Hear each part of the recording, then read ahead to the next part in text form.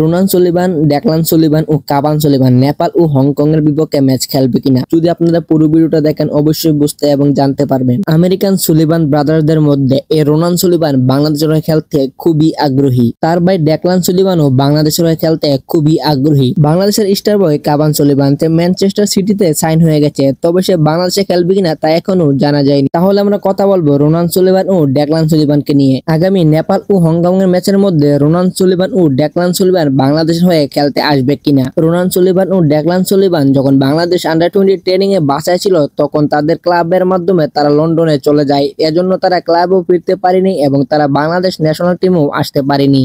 তাই এখন বাফুফে রোনান ও ডেকলান সুলিভানকে বাদ দিয়ে পরবর্তী যে প্লেয়ার আছে তাদেরকে নিয়ে বাংলাদেশের পরবর্তী ম্যাচের প্রস্তুতি নিচ্ছে। নেপাল ও হংকং এর বিপক্ষে বাংলাদেশের রোনান সুলিভান কতটুকু ভূমিকা পালন করলো হলে তা আপনারা কমেন্টে বলে যান। রোনান সুলিভান ও ডেকলান সুলিভান তারা দুজনে কিন্তু ফিলিপাই ইউনিয়ন ক্লাবে খেলে থাকেন, তবে এটা জানা গেছে রোনান সুলিভান ও ডেকলান সুলিভান সামনে ম্যাচগুলো বাংলাদেশের হয়ে খেলতে পারবে না।